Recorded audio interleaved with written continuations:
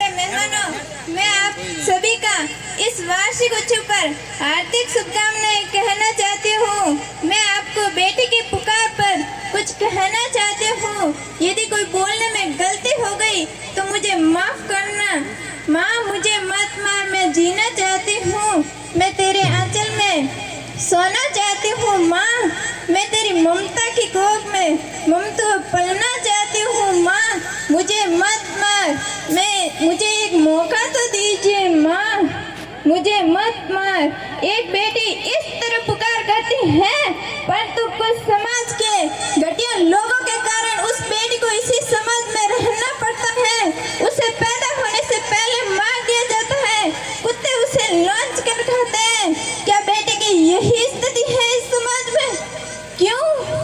ऐसा क्यों?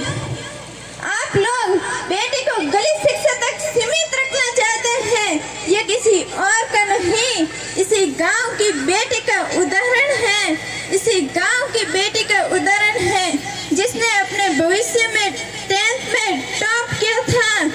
जिसने 10th में टॉप किया था, इस समाज के घटिया सोच के कारण उस बेटी को इस समाज में रहना पड़ता है बाकी लोगों की तरह, जिस कारण वो बेटी अपना भविष्य उज्जवल नहीं कर पाती है। सोचो, कुछ सोचो, उस बेटी के ऊपर क्या गुजरेगी जब उसने 10th में अपनी टॉप की थी। कोई नहीं सोचता है। एक बेटा शिक्षित होता है तब परिवार का सदस्य शिक्षित होता है साहब। एक बेटा शिक्षित होता है तो परिवार का सदस्य शिक्षित होता है, परंतु जब एक बेटी शिक्षित होती है तो पूरे परिवार को अनुशासित, बलवान और शिक्षित कर देती है साहब। कुछ सोचो उस बेटी के ऊपर जिसने 10th में टॉप की थी। आप बेटी को बेटी मत समझिए। I am not illegal, I am pilot. I am not illegal, I am engineer. I am not illegal, I am doctor. I am not illegal, I am everything for lifeline.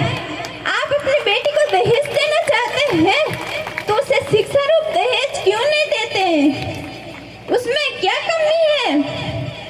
शिक्षा रूप दहेज देवें, उसे इतना आत्मनिर्भर बनाए साहब। उसे इतना आत्मनिर्भर बनाए कि कोई जज भी उसकी तरफ आंख उठाकर नहीं देख सकता, कि कोई जज भी उसकी तरफ आंख उठाकर नहीं देख सकता। एक बेटी को शिक्षित कीजिए आप।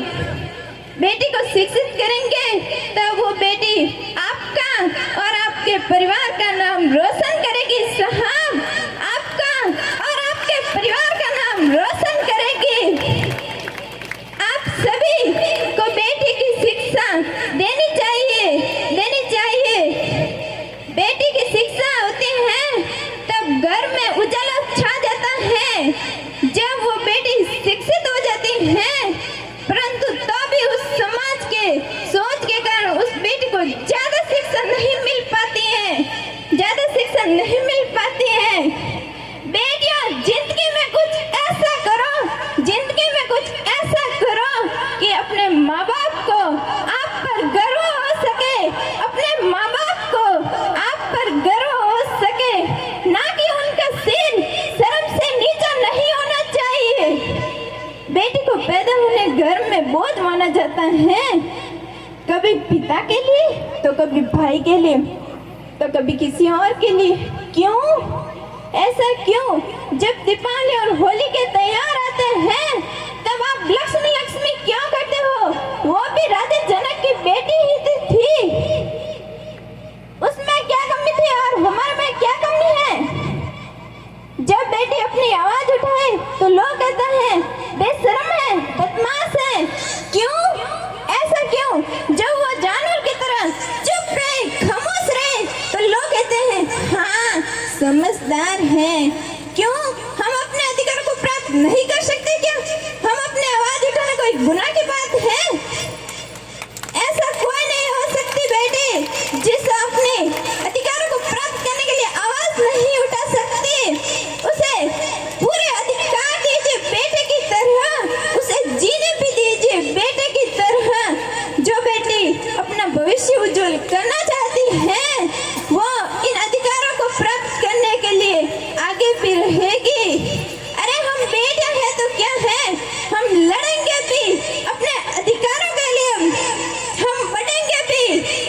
हम जीतेंगे भी अपने सपनों और अपने परिवार के लिए।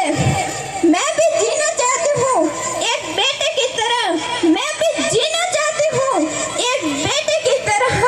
मुझे मत मारो साहब, एक बेटे और बेटी में क्या कमी है?